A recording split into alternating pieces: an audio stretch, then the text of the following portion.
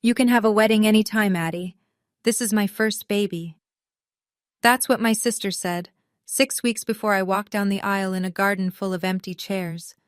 She said it like she was choosing between brunch spots, like my wedding day was something I could reschedule around her convenience. So she booked her baby shower on the same day, same hour, and one by one, my entire family followed her, my mom, my aunts, my cousins, even my dad, the man who held my hands and promised he'd walk me down the aisle. He chose finger sandwiches at a country club over his own daughter's vows. 7 people showed up to my wedding. 417 messages showed up the moment they realized what they'd missed.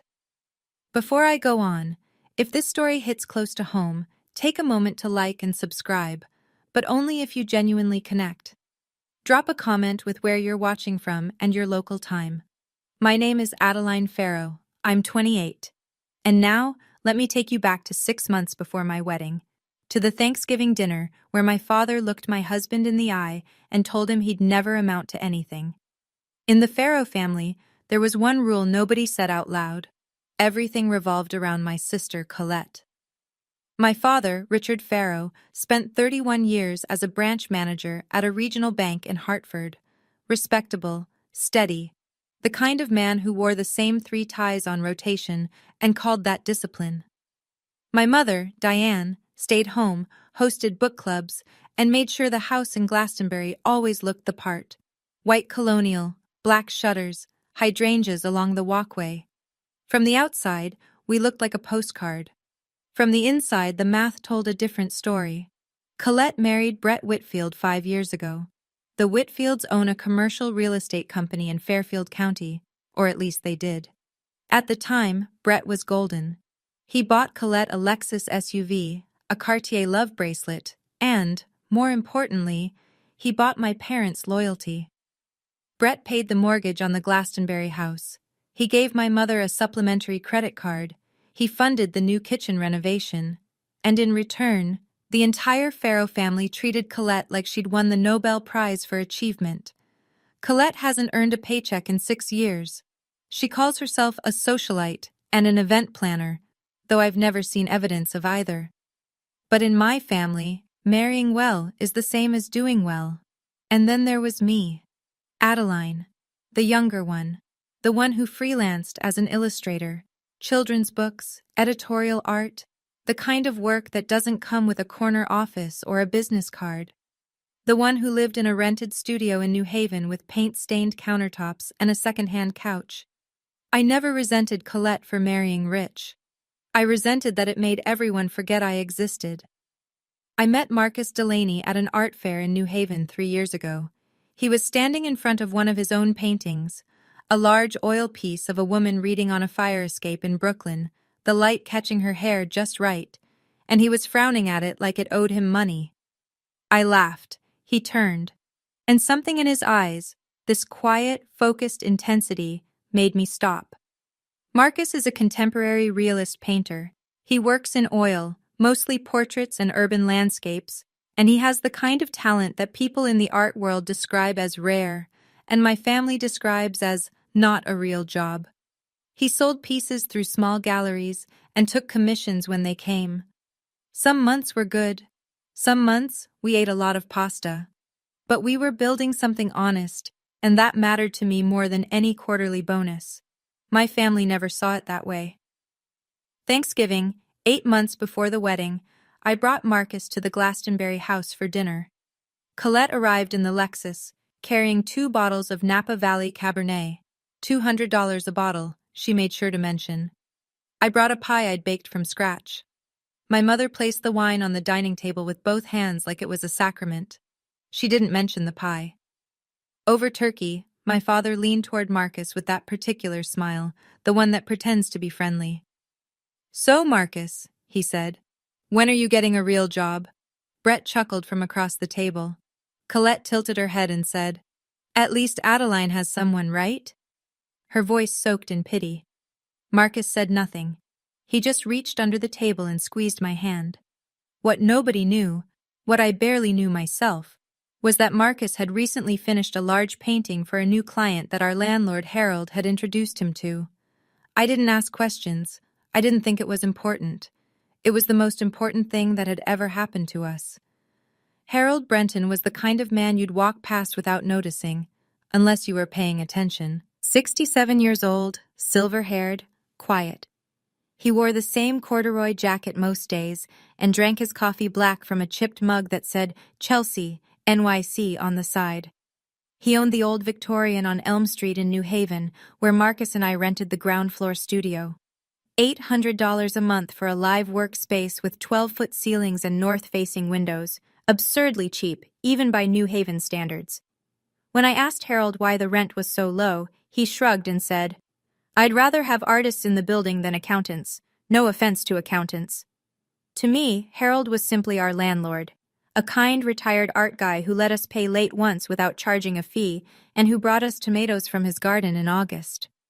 But Harold had a habit of wandering downstairs to watch Marcus work. He'd stand by the easel, coffee in hand, and say things like, "The light on the jawline, push it warmer, just half a degree." Marcus would adjust, and the painting would transform. One afternoon, Harold said something I almost forgot.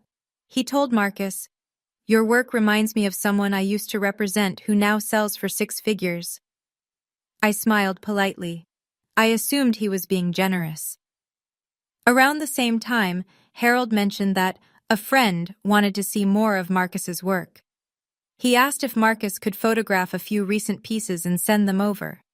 I figured it was another small gallery, maybe a regional collector. "The world has a funny way of finding real talent, Adeline," Harold said to me one evening when I was washing brushes in the sink. "It just takes longer when you're honest about it." I should have asked more questions, but I was too busy worrying about the wedding. In January, Marcus proposed. No ring at first, just a question asked softly while we were lying on the studio floor, surrounded by half-finished canvases, snow falling outside the window. He'd later carve a ring from reclaimed walnut wood. It was the most beautiful thing anyone had ever given me. I called my parents that weekend to share the news. We'd set the date, June 14th. A small garden ceremony at a venue near Mystic, Connecticut. Nothing extravagant. 42 guests, wildflowers, an arch Marcus was building from salvaged wood. My father's first response was, "June 14th, let me check." Not congratulations. Not, "I'm so happy for you. Let me check." He called back 2 days later. "I'll be there, sweetheart. I'll walk you down the aisle. I promise." I held those words like glass. My mother asked, "That's nice, honey. How much is it costing?" She didn't ask about my dress. She didn't ask about flowers. She didn't ask if I was happy. Colette sent a text. Just one. "Congrats. Let me know if you need help with anything." Then, silence. No follow-up. No phone call. No offer to help plan, taste cakes, or pick a venue. From the sister who styled herself as an event planner, this was conspicuous. Marcus and I did everything ourselves. I designed the invitations by hand, watercolor wildflowers on cream cardstock, each one slightly different. I thought about Colette's wedding 5 years earlier. 300 guests, gold foil invitations, a 12-piece band. But I loved our invitations. They were ours. I should have known something was wrong when Colette didn't argue about the date. She always has an opinion about everything. This time, she said nothing. And silence, from my sister, is never a good sign. 3 weeks before the wedding, I got a phone call from my Aunt Patricia, my mother's older sister, the family's designated gossip. And she said something that knocked the breath out of me. "Honey, are you going to Colette's shower too, or just the wedding? They're the same day, right?" I stood in the kitchen holding a paintbrush, turquoise dripping onto the floor. "What shower?" "The baby shower. June 14th, at the club in Greenwich. Didn't you get the invitation?" I had not gotten the invitation. I called Colette. She answered on the 3rd ring, her voice bright and rehearsed. "Oh my God, Addie, I didn't realize. The venue Brett booked only had June 14th available. It's a whole thing with the caterer and the rental company.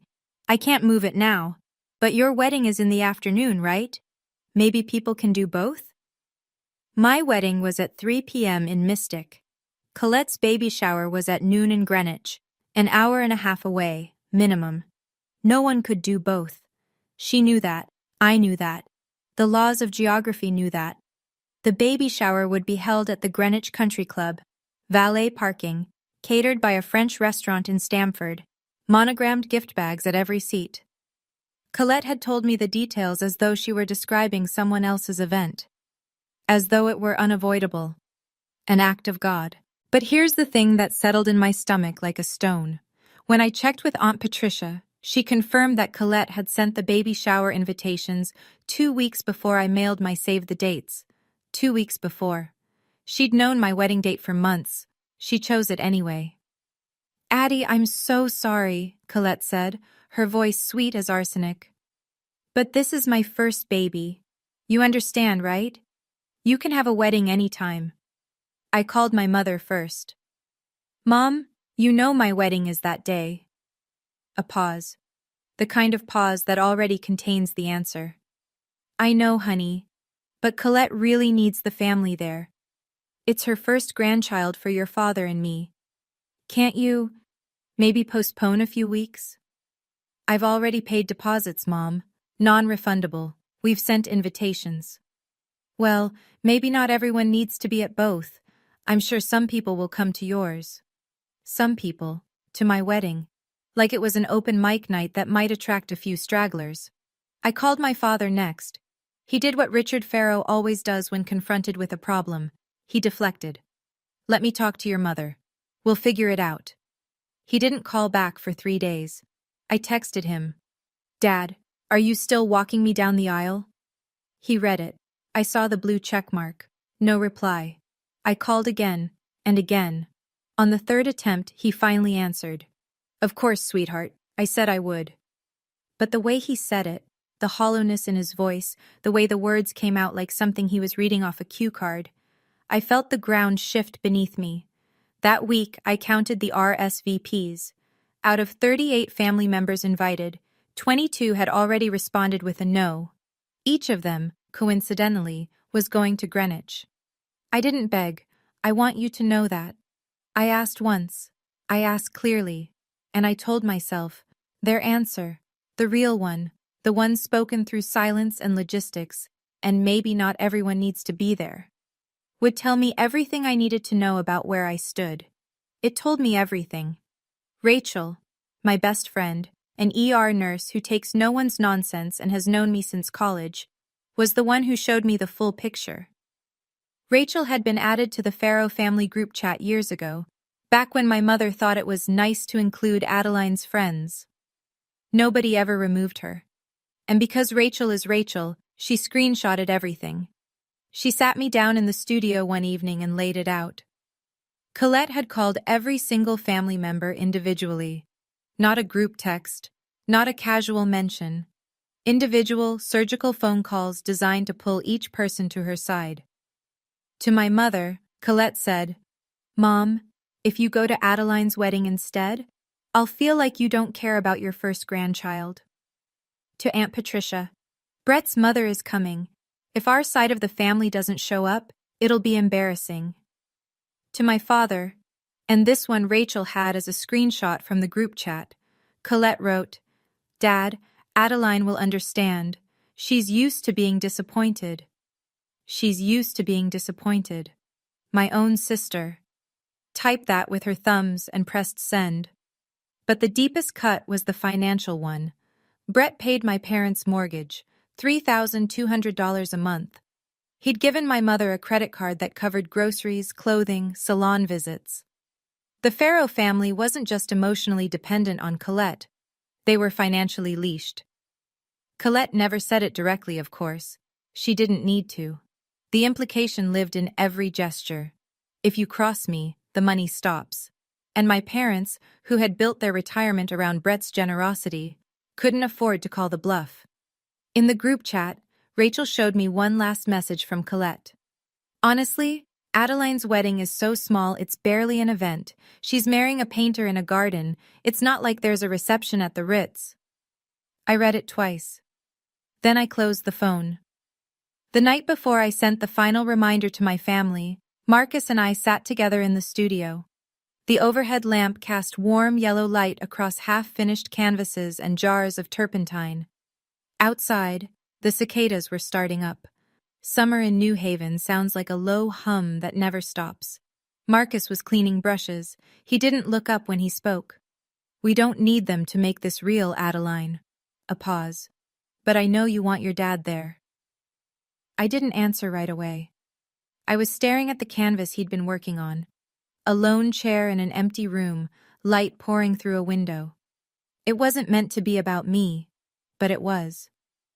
That night, I composed one final message. A group text to every family member who'd been invited. No guilt trips, no desperation. Just the facts. Date, time, address, directions. And at the end, one line. "I hope to see you there." I pressed send at 10:47 p.m. Not a single person replied. The next morning, Rachel called from Chicago. She'd already booked a flight. "I'll be there," she said. "I'll always be there." She didn't ask about the others. She already knew. June 14th was 12 days away. I had a dress hanging in the closet, vintage lace, found at a consignment shop in Mystic, altered to fit by a seamstress who charged me $80 and told me I looked like Grace Kelly. I had flowers ordered from a local farm. I had 42 chairs set up in a garden. What I didn't have was a single family member who chose me. But I'll tell you what I also didn't have. I didn't have the urge to beg anymore. And that, I think, was the first time I felt something shift. June 14th, 7 a.m. The morning of my wedding, Rachel was sitting cross-legged on the bathroom counter doing my makeup. Hospital-grade precision, she called it, and I was trying to breathe normally. My dress hung on the closet door. My bouquet, white peonies and lavender from a farm stand in Stonington, sat in a mason jar on the kitchen table. My phone buzzed. "Dad." I picked up. Rachel watched my face. "Adeline, honey." His voice sounded like it had been sanded down to nothing. "I don't know how to say this. Your mother and I, Colette's shower starts at noon, and with the drive, I don't think we can make it to Mystic by 3. 8 seconds. I counted them. 8 seconds of silence where the entire architecture of my childhood, every Father's Day card, every "Daddy, look what I drew," every time I chose to believe he loved me equally, collapsed like a house built on sand. "You promised, Dad." "I know, and I'm sorry. But this is Colette's first baby. You'll have other moments." "No." My voice didn't shake. "I'm proud of that." "This is my only wedding day, Dad. There won't be another one. Don't make this harder than it has to be." I hung up. I set the phone face down on the counter. My hands were trembling, but my eyes were dry. Rachel said nothing. She just picked up the mascara wand and kept going. Later that morning, Rachel checked Instagram. She held the phone up for me to see. Colette had already posted a story. Pink balloons, gold streamers, a venue being set up. The caption read, "So grateful to have the whole family here." Posted at 9 a.m., 3 hours before the shower even started. I didn't scream. I didn't cry. I just thought, so this is what it feels like when the last thread snaps. The garden venue in Mystic sat behind a small inn, overlooking a salt marsh where the water turned silver in the afternoon light. Marcus had spent 2 weekends building the arch, salvaged oak, sanded smooth, entwined with fresh eucalyptus and white ribbon. It was simple. It was perfect. I arrived at 2:15.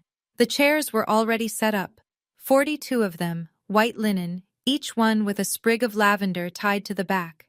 From a distance, they looked beautiful, like a painting of a wedding. Up close, 35 of them were empty. 7 people. That's who came. Marcus, Rachel. 2 friends of Marcus from art school, a sculptor named Dave and a printmaker named Lena. Harold Brenton, in a suit I'd never seen him wear. And 2 of my college friends who'd driven up from New York. 7 people in 42 chairs. The wind moved through the empty rows and rustled the lavender like it was trying to fill the silence. I stood at the end of the aisle in my thrift store dress, vintage lace, ivory, tea length. The seamstress had been right. It fit like it was made for me. But standing there alone, without a hand to hold, without a father at my side, I felt every single empty seat like a bruise. The string quartet, just two girls from the local college, violin and cello, began to play. Pachelbel's canon. The sound floated out over the marsh. Rachel stepped toward me. "I can walk you down." I shook my head. "No, you're my maid of honor. You belong up there with Marcus." I turned to face the aisle. Marcus was standing at the other end, and even from here, I could see his eyes were red. I was about to take the first step alone. Then I heard footsteps behind me. Heavy, deliberate, steady. "I believe I'm overdressed for a garden party." I turned. Harold Brenton stood 3 feet behind me, wearing a navy 3-piece suit, beautifully cut, clearly old, clearly treasured. A pale blue pocket square, and silver cufflinks that caught the light. I'd later noticed the engraving on them. B.G. Brenton Gallery. But in that moment, all I saw was the steadiness in his eyes. "But if you'd let an old man have the honor," he said, and extended his arm. Something broke open in my chest. Not the sharp kind of breaking, the kind where light gets in. I looked at this man, our landlord, our neighbor, the quiet figure who drank black coffee in our studio and told Marcus to push the light warmer by 1/2 degree, and I understood something I hadn't before. Harold wasn't just kind. He had been watching. He had been paying attention. He had shown up. "Harold, you don't have to. I know I don't have to. I want to." His voice was calm, firm. "Your father should be here, but since he isn't, someone who actually values you should." I took his arm. We walked. The 7 people in those chairs stood up. Rachel already crying, Dave and Lena smiling, Marcus at the end of the aisle, pressing the back of his hand to his mouth. The ceremony lasted 12 minutes.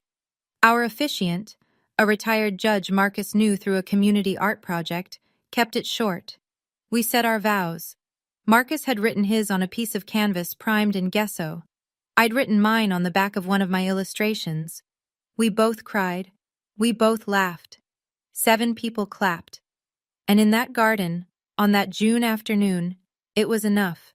It was more than enough. I'm going to pause here for a second. If Harold stepping in made your chest tighten the way mine did that day, you already know why this story matters. My father had 30 years to show up for me. Harold had known me for 2. But he was there.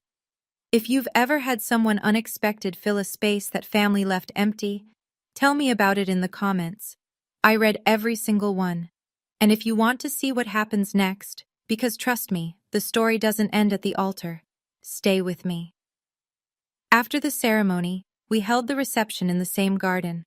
There was no ballroom, no DJ, no 5-tier cake. We ordered pizza from a place in downtown Mystic. Rachel had brought 3 bottles of wine. Nothing fancy, just something she loved. Dave connected his phone to a portable speaker, and we danced on the grass until the fireflies came out. It was joyful. It was imperfect. It was ours. But when the music faded and Marcus was helping Dave fold up tables, I sat down on one of the empty chairs and opened my phone. 0 messages from my family. Not a single one. No congratulations. No sorry we couldn't make it. No thinking of you today. Nothing. As though the event hadn't happened. As though I hadn't happened. I opened Instagram. I knew I shouldn't. But I did. Colette had posted 14 photos, the Greenwich Country Club, pink and gold balloons, a dessert table that probably cost more than my entire wedding, Aunt Patricia laughing with a glass of champagne, Uncle Tom holding a gift bag, and my father, standing beside Colette, his hand resting on her belly, grinning. The last photo was a selfie. Colette in the center, glowing, surrounded by faces I'd invited to my wedding. The caption read, "Surrounded by love. Family is everything." Family is everything. She typed that while I was saying my vows to 7 people and a row of empty chairs. I zoomed in on one of the background images, a group shot near the bar. Brett was in the far corner, turned away from the camera, phone pressed to his ear, jaw tight. He looked stressed. It struck me as odd at a celebration, but I filed it away and didn't think about it again. Not then. That night, back in the studio, Marcus and I lay on the old futon that doubled as our couch. The windows were open, and the sound of crickets poured in like music. We'd taken the lavender from the chairs and put it in jars all over the apartment. It smelled like the wedding had followed us home. Marcus stared at the ceiling. His hand was in mine. "I married the most talented, most stubborn, most beautiful woman I've ever known," he said. "In a garden, with 7 witnesses." He turned to face me. "And I wouldn't trade it for a ballroom with 300. I tried to smile. I almost made it. I keep thinking, maybe if I'd tried harder. Called one more time. You called enough." His voice was gentle but final, like a door closing on a room I didn't need to enter. "You called more than enough, Adeline." It hit me then. Not the sadness for myself, but the sadness for him. Marcus had stood at the end of that aisle, watching his bride walk toward him with a 67-year-old landlord because her own father couldn't be bothered. He deserved a family cheering for us.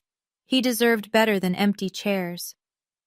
"You deserved a real wedding," I whispered, "with a family cheering for us." "This was a real wedding," Marcus said. "Harold was there. Rachel was there. That's more family than blood gave you today." I cried then, quietly, into his shoulder.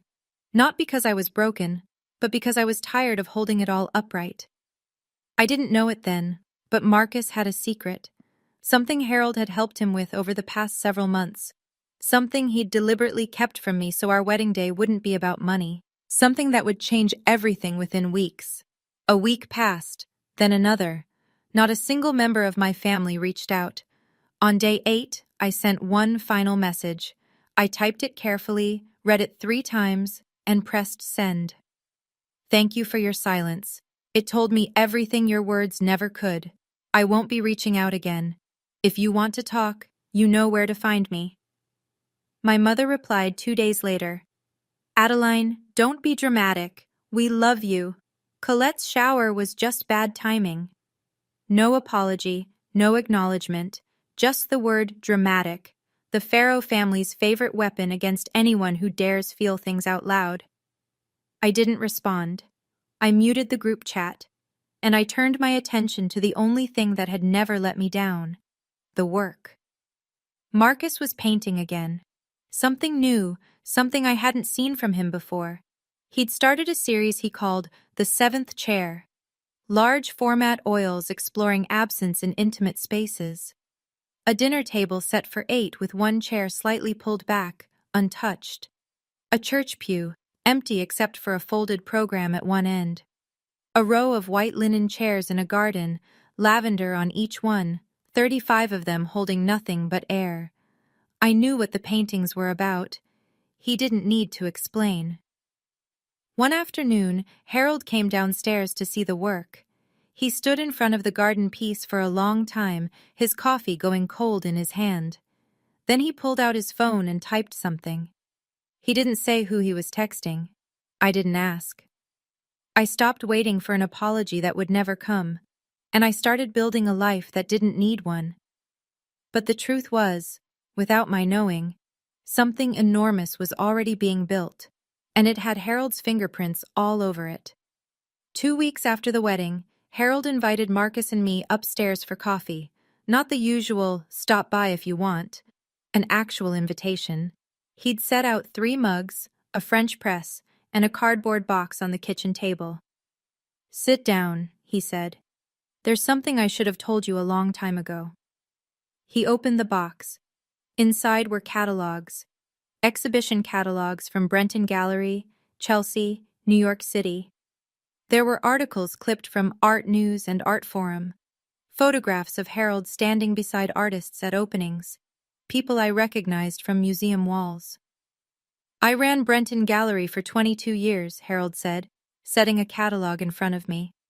The cover showed a painting I'd seen reproduced in textbooks. I represented 43 artists during that time. 7 of them are now in the Whitney Permanent Collection. I stared at him. The quiet man in the corduroy jacket, the landlord who charged us $800 a month and told us to push the light warmer. You never told us, I said. You never needed to know. Harold folded his hands. I wanted to be sure about Marcus first. I've spent my whole career learning the difference between competent and extraordinary. Marcus is extraordinary. Then he told us the rest. 6 months earlier, before the engagement, before the wedding, before any of it, Harold had sent photographs of Marcus's work to Victor Ashland. Victor Ashland, the private collector whose holdings included works by Richter and Hockney, whose name appeared in every major auction catalog in the Western world. Victor had purchased one piece immediately, $85,000. I looked at Marcus. He nodded slowly, and I saw it, the thing he'd been carrying. I was going to tell you after the wedding, he said. I didn't want it to overshadow our day. Over the next several days, the full scope of what Harold had set in motion became clear. Victor Ashland's attorney contacted Marcus with a formal proposal, an art commission agreement for 12 original paintings to be completed over the following 18 months for Victor's private collection. Total contract value, $450,000, payable in installments tied to delivery milestones. Every term was laid out: payment schedule, intellectual property provisions, insurance during transit. It was the kind of contract that artists spend entire careers dreaming about and never see. Attached to the agreement was a separate letter from the director of Caldwell Gallery on West 25th Street in Manhattan, one of the most respected galleries in the country for contemporary realism. They were inviting Marcus to hold a solo exhibition. The centerpiece would be the 7th Chair series. Marcus and I drove to New York to sign the papers at the attorney's office on Park Avenue. I sat in a leather chair and read every page. The numbers blurred. My hands were shaking, but not from fear. This is more money than my father earned in 5 years at the bank, I said quietly. Harold, who had come along for the signing, placed his hand on the table. And it's just the beginning. Victor doesn't invest in artists lightly. He's building a relationship, not buying a product. This will open every door Marcus walks toward. Marcus signed. The attorney notarized. The Caldwell Gallery director confirmed the exhibition timeline via email that same afternoon. It was real. All of it. Documented, legitimate, binding. We hadn't told anyone. Not a soul. My family still thought Marcus was a man who painted for fun and couldn't pay rent without my freelance income. They had no idea what was about to change. A week later, Victor Ashland called Marcus directly. I was in the studio when Marcus put it on speaker. Not intentionally, but because his hands were covered in cadmium yellow. Victor's voice was warm, unhurried, the kind of voice that belongs to someone who hasn't been in a rush since 1997. Marcus, I understand you and your wife didn't get the wedding trip you deserved. My yacht, the Meridian, is in Monaco next month. I'd like you both to spend 10 days on board. Consider it a thank you for the first 3 paintings. The Meridian. I'd learn later that it was a 180-foot motor yacht that Victor kept in the Mediterranean through the summer. He used it to host artists, curators, and collectors. It was as much a floating salon as it was a boat. Marcus, we can't accept that, I whispered, covering the phone. He looked at me, then at the canvas, then back. Harold says Victor does this for every artist he commissions. It's how he builds relationships. It's professional, not charity. I hesitated, but then I thought of the 42 chairs, the empty garden, the father who chose a baby shower over my wedding, and I thought, I have spent my entire life making myself smaller so other people don't feel uncomfortable. Not anymore. I said yes. Rachel found out a few days later, and her reaction was exactly what you'd expect. Girl, you are going on a billionaire's yacht for your honeymoon, And your family thinks Marcus is broke? She laughed so hard she choked on her coffee. They don't know, I said. And I'm not going to tell them. I wasn't hiding anything. I just stopped performing for an audience that never clapped. While Marcus and I were preparing for the trip, something was shifting in the Farrow family, though I only caught it in fragments. Aunt Patricia, the only relative who still texted me occasionally, mentioned in passing that Brett Whitfield's real estate company had hit a rough patch. 2 major development projects had fallen through. Financing had collapsed. The details were vague, but the consequences were not. Colette's Lexus was gone, replaced by a used Honda CR-V. Colette, who posted on Instagram the way some people breathe, had been silent for 2 straight weeks. For her, that was the equivalent of a distress signal. Then, for the first time in over a month, my mother called.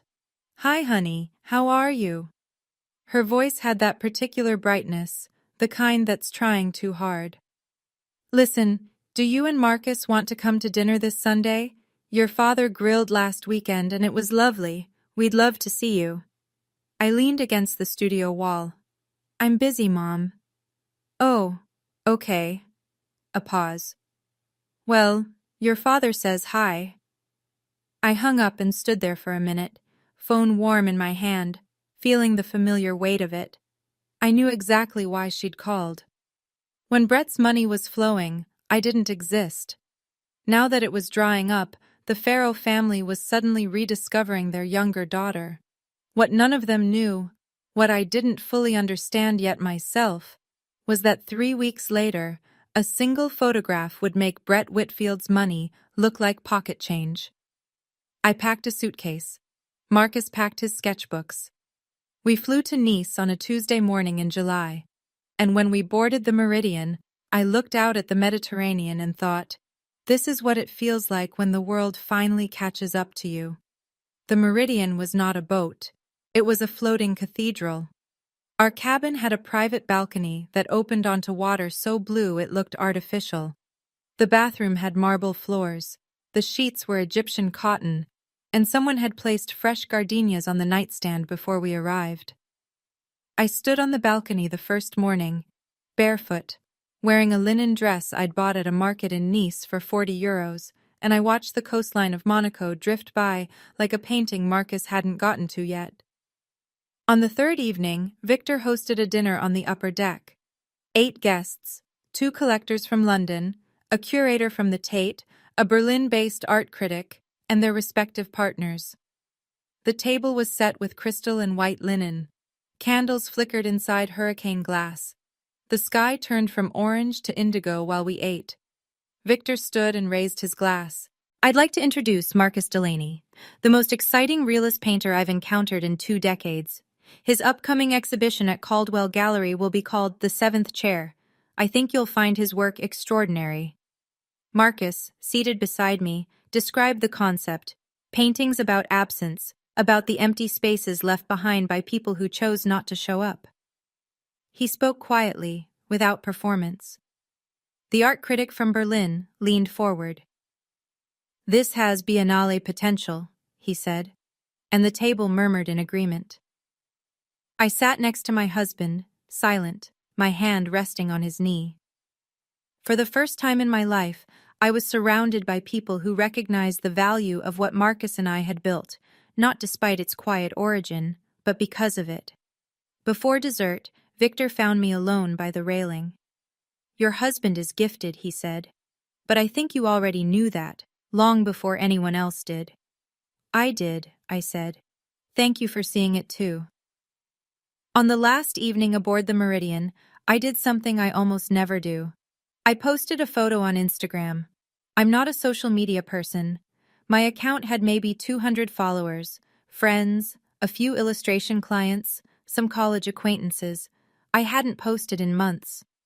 But that evening, as the sun dropped below the Mediterranean and the light turned the water to gold, Marcus wrapped his arms around me from behind, and Rachel, who'd been texting me relentlessly for photos, wasn't the only reason I pulled out my phone. I wanted a record, not for anyone else, for me. The photo, Me standing at the bow of the Meridian, wearing a white silk dress I'd found in a boutique in Nice. Marcus behind me, his chin resting on my shoulder. The Monaco coastline in the soft distance. On the table beside us, a glass of champagne and, half visible, the Caldwell Gallery exhibition catalog with Marcus's name on the cover. I wrote the caption in under 10 seconds. Honeymoon with my husband, grateful for the people who showed up. No tag, no explanation, no drama, just a sentence and a photograph. I posted it at 9 p.m. European time, 3 a.m. on the East Coast. Then I put my phone in the nightstand drawer, kissed Marcus goodnight, and went to sleep listening to the water move against the hull. When I woke the next morning, I reached for my phone out of habit. The screen was a wall of notifications. I had to scroll for nearly a full minute to see the bottom. 417 missed calls and text messages. The same family that couldn't send one text on my wedding day suddenly had a lot to say about where I'd spent my honeymoon. 417. That's not a typo. I'll let that number sink in for a second. The same family that couldn't send one text on my wedding day suddenly had a lot to say when they saw where I was. If you're still watching, first of all, thank you. And second, what would you have done? Would you have answered those calls, or would you have let them ring? Tell me in the comments. Now, let me tell you what those messages actually said. I sat on the edge of the bed and scrolled through the messages the way you'd read an autopsy report, clinically, slowly, letting each one land. My father. 23 missed calls, 11 text messages. The first, Adeline, whose yacht is that? Then, call me back. Then, I didn't know Marcus was doing this well. Why didn't you tell us? And finally, at 2 a.m. his time, honey, please call your dad. My mother. 18 calls, 9 texts. Oh my God, Adeline. Followed by, is that Monaco? Followed by, are you okay? Whose boat is that? And inevitably, I'm so happy for you, sweetheart. We need to celebrate when you're back. Celebrate. She wanted to celebrate. The woman who couldn't be bothered to text congratulations on my wedding day now wanted to throw a party because she saw a yacht. Colette. 7 calls, restrained by her standards. 3 messages, each more revealing than the last. Wait, what? Then, is Marcus's art actually selling? And finally, Adeline, we should talk. Call me. The rest, aunts, uncles, cousins, second cousins, people I hadn't heard from in years, poured in like a flood. OMG, congratulations. So proud of you. We always knew Marcus was talented. The same people who'd RSVP'd no to my wedding were now lining up to claim they'd believed in us all along. And then, at the very bottom, a message I hadn't expected. Brett Whitfield. He'd never texted me directly before in his life. Adeline, is your husband represented by a gallery? I'd love to connect. Brett Whitfield, the man whose money had bought my family's loyalty, was now trying to network through the sister-in-law he'd barely acknowledged for 5 years. I read every message. I did not respond to a single one. Marcus found me on the balcony an hour later, phone face down on the table. He didn't ask what the messages said. He could read it on my face. I'm not going to ignore them forever, I said. But I'm not going to pretend this is okay either. That afternoon, I unlocked the family group chat for the first time since I'd muted it. I typed one message, I revised it twice, then I sent it. Thank you for your messages. Marcus and I are doing well. For those who are curious, Marcus signed a major art commission 6 weeks ago. The yacht belongs to his patron, Victor Ashland. Our honeymoon was a gift. I want to be honest. I won't pretend that your absence on June 14th didn't hurt. It did. Deeply. My father promised to walk me down the aisle and chose not to. My mother chose a baby shower over her daughter's wedding. My sister scheduled her event on my wedding day deliberately. I'm not angry, but I need space. When I'm ready to talk, I'll reach out. Please respect that. I pressed send, then I put the phone in the drawer again. For 4 hours, Nobody replied. I imagine they were reading it in clusters, gathered around someone's kitchen counter, passing the phone, rereading it, looking at each other in the particular silence of people who've been caught. My father called at 8 p.m. I didn't answer. An hour later, Colette posted an Instagram story, a photo of a beautifully set dinner table, warm lighting, wine glasses. The caption, "Family dinner tonight, missing one." Missing one. As though I had simply failed to attend. As though I were the one who'd left. Some people never stop rewriting the story, even when the whole room already knows the truth. 3 weeks after we returned from Monaco, Caldwell Gallery issued the press release. Marcus Delaney, the 7th Chair, Solo Exhibition. It went out to every major art publication in the country. Art News ran a preview. ArtNet picked it up the same day. And then the one that mattered most. A feature in the New York Times Arts section, with a photograph of Marcus standing beside the centerpiece of the show. The painting, a garden rendered in luminous afternoon light, an arch of salvaged wood threaded with eucalyptus, 42 white chairs with lavender on each, stretching in neat rows across a green lawn. 7 of them held figures, warm, alive, painted with the tenderness Marcus reserves for people he loves. The other 35 were empty. Sunlight fell across the vacant seats like a question nobody wanted to answer. The title, June 14th. Price, $120,000. Already sold. Victor had claimed it before the exhibition opened. The article noted that Marcus's work explores familial absence and emotional displacement with a specificity that feels both deeply personal and universally devastating. It mentioned Victor Ashland's private collection.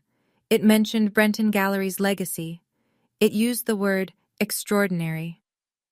On opening night, 200 people filled the gallery, collectors, curators, critics. Adeline stood beside Marcus in a simple black dress, watching strangers cry in front of paintings that were born from the worst day of her life. A reporter from the Times approached Marcus. The title, June 14th. Is it autobiographical? Marcus didn't hesitate. Yes, it was my wedding day. 7 guests, 42 chairs. The room went quiet. Then the questions began. By morning, the story was everywhere. I hadn't planned it. Marcus hadn't planned it. But the truth, once it finds a stage, doesn't need permission. My father saw the article first. Someone forwarded it. I never found out who.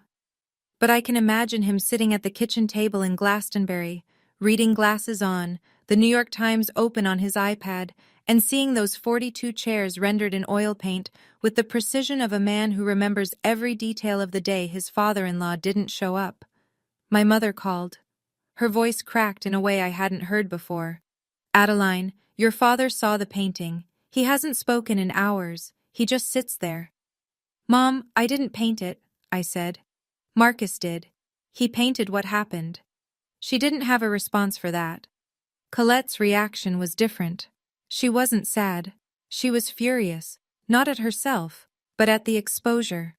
Within days, her friends began asking questions. Wait, your sister's husband, is that Marcus Delaney? Why weren't you at her wedding? Colette, who had spent years curating a narrative of family unity and social grace, suddenly couldn't explain the gap. The image she'd constructed, loving sister, devoted daughter, center of the Pharaoh universe, had a 42-chair-sized hole in it. Brett called Marcus directly. Hey Marcus, congratulations. Listen, I have some clients who might be interested in commissioning. Marcus cut him off politely. Thanks, Brett. But I work exclusively through my gallery now. Harold and Caldwell handle all my commissions. Meanwhile, Aunt Patricia sent me a screenshot from the family group chat, the one I was no longer in. Colette had written, "She's doing this to humiliate us." And my father, for the first time in his life, had replied, "Maybe we should have gone to the wedding." My mother's response, "Don't start, Richard." Even now, even with the truth on a gallery wall for 200 people to see, nobody in my family could say the simple words, "We were wrong." 2 months after the exhibition opened, A notice appeared in the Connecticut Business Registry that would have been unremarkable to most people. Whitfield Properties, LLC, Brett's family company, had filed for Chapter 11 bankruptcy protection. The details emerged slowly, then all at once. 2 failed developments in Stamford, a construction loan default, creditors lining up. The company that had once made Brett the golden son-in-law of the Farrow family was now a name on a court filing. The consequences hit my parents within weeks. Brett stopped paying the mortgage on the Glastonbury house, $3,200 a month, gone overnight. My mother's supplementary credit card was canceled. Colette, who had never needed to think about money, began selling her jewelry through a luxury consignment site. The Cartier bracelet, a Tiffany pendant, pieces she'd once displayed like trophies. My father called me, the first time since the article. Adeline, I don't know how to say this. His voice was thin, tired. Your mother and we might lose the house. I know I have no right to ask, but is there any way? I let the silence sit. I think he needed to hear it. The same silence I heard on my wedding morning when he told me he wasn't coming. Dad, I said, I'm going to be honest with you. 6 months ago, you chose Colette's party over my wedding. You broke a promise. You let me walk down the aisle with our landlord because showing up for me wasn't worth the drive. I heard him breathing. I'm not going to say no to helping. But I need you to understand something first. I'm not your backup plan. I'm your daughter, and you treated me like I was optional. He didn't speak for a long time. Then quietly, you're right. It wasn't enough, but it was a start. Colette called 2 days later. It was the first time we'd spoken since before the wedding. She opened with tenderness. I miss you, Addie. The nickname, the voice she used when she wanted something. Then, within 30 seconds, the mask slipped. Brett lost everything. Mom and Dad need help. You and Marcus are doing so well now. Can't we just move past this? Move past what, exactly? I kept my voice even, not cold, just clear. You scheduled your baby shower on my wedding day. You called every family member and told them to choose you. You told Dad that I could have a wedding anytime. Do you remember that? Silence. Then, I was pregnant, Adeline. I was hormonal and scared, and you were calculating. I said it without malice, just fact. And that's okay. I'm not here to punish you, but I need you to know. I see it clearly now. I've always seen it. I just chose to ignore it because I wanted a family. I could hear her breathing change, the practiced calm faltering. I love you, Colette, but I will never again let love be used as a leash. If you want a relationship with me, it starts with honesty, not with asking for money. She hung up. She didn't call back for 3 weeks. I set the phone down and walked to the studio, where Marcus was finishing the 9th painting in the series, a long table with 11 place settings, 1 chair pulled back, a napkin folded but untouched. He looked up when I came in. How'd it go? She hung up. He nodded. She'll call back. Maybe, but she'll call back different, or she won't call back at all. Those are the only 2 options I'm accepting. Marcus went back to painting. I picked up my illustration pen. The crickets sang outside, indifferent to all of it. 6 months later, I stood in the kitchen of a house I owned. It was small, a 2-bedroom cottage in Westport, Connecticut, 10 minutes from the water. White clapboard, blue shutters, a porch that wrapped around the side. The ground floor had been converted into Marcus's studio. Proper ventilation, north-facing light, a door that opened onto a garden where, in the spring, I planned to grow lavender. We'd paid for it in full.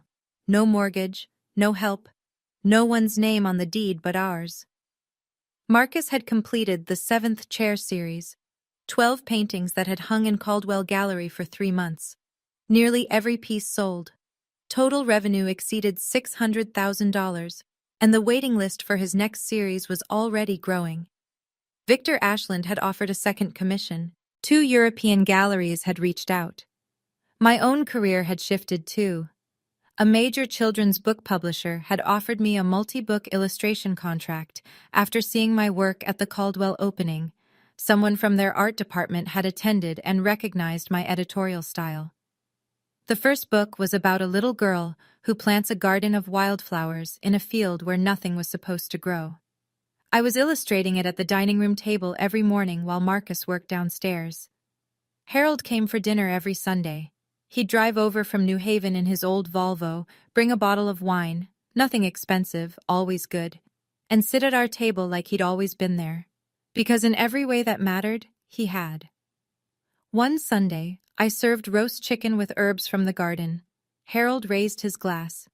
"To the seventh chair," he said. Marcus clinked his glass against Harold's. I clinked mine against both. 7 people at a wedding. And every single one of them still in my life. On a Tuesday afternoon in October, I heard a car pull into the gravel driveway. No one had called ahead. I opened the front door and found my father standing on the porch. He was wearing a flannel shirt and khakis. His hands were in his pockets. He looked older than I remembered, not in the way of time passing, but in the way of a man who'd been carrying something heavy and couldn't set it down. "I didn't come to ask for anything," he said. I waited. "I came to tell you that I'm sorry. Not the kind of sorry that expects forgiveness, the kind that knows it doesn't deserve it." He stood there in the October light, leaves drifting across the porch, and I could see he'd rehearsed this, not because it wasn't genuine, but because it was. He needed to say it precisely. "I sat in a country club eating finger sandwiches while my daughter got married with 7 people, he said. "I will carry that for the rest of my life." "I know, Dad." My voice was steady, quiet. "You can stay for coffee. Marcus just made a pot." He came inside. He walked slowly through the house, looking at everything. The studio downstairs, the garden visible through the back window, Marcus's paintings on the walls. In the hallway, he stopped. A small painting hung near the coat hooks. June 14th, study number 1. An early sketch in oil. 7 chairs occupied, 35 empty. My father stood in front of it for a long time. Then he reached into the bag he was carrying and pulled out a frame. Inside, a certificate. The Connecticut Statewide Art Award, dated 12 years ago. My name on it. The paper had yellowed. "I found it in the attic," he said. "It should have been on the wall 16 years ago." I took it from him, and I let him stay for coffee. People always ask me, "Did you forgive them?" The honest answer is that forgiveness isn't a single event. It's not a gift you hand over and then it's done. It's a bridge you build one plank at a time, and some days you're laying planks, and some days you're standing at the edge wondering if it's worth crossing. Colette eventually wrote me a letter. A real one, pen on paper, mailed with a stamp. It wasn't a perfect apology, but it contained the one sentence I'd been waiting years to hear. "I scheduled the shower on your day. It wasn't an accident. I was afraid that if your wedding went well, everyone would stop needing me." I read that line 4 times. Then I folded the letter and put it in my desk drawer. Not in the trash, not on the wall. In the drawer, where I could find it when I was ready. My mother calls once a week now. She asks about my work, about Marcus's paintings, about the garden. She doesn't ask for money. It's a small thing, but it's a true one. Brett and Colette live in a rented apartment in Stamford. Brett took a position at another firm, starting over. Colette got a job, her first in 6 years, as an events coordinator for a nonprofit. I heard she's good at it. I hope she is. And me? I'm standing on the back porch of a house I paid for myself, watching the evening light settle over the garden. Marcus is in the studio. I can hear the soft scrape of his palette knife through the open window. Harold is on his way for Sunday dinner. The lavender I planted in the spring has started to bloom. 42 chairs, 7 people. 417 messages. In the end, the numbers don't matter. What matters is that I stopped counting the people who left and started counting the ones who stayed. Self-respect is the quietest form of revenge. You don't have to burn anything down. You just have to stop setting yourself on fire to keep other people warm. If this story stayed with you, if you've ever been the one sitting in the empty chairs while someone else got the full room, I see you. You're not invisible. You never were. Now, I have a question. Would you have answered those 417 calls? Or would you have kept the phone in the drawer? Drop your answer in the comments. I promise I'll be reading. If you want to hear another story like this one, there's one waiting for you in the description below. And if you haven't yet, hit subscribe. Not for me. For the next story that might find you exactly when you need it.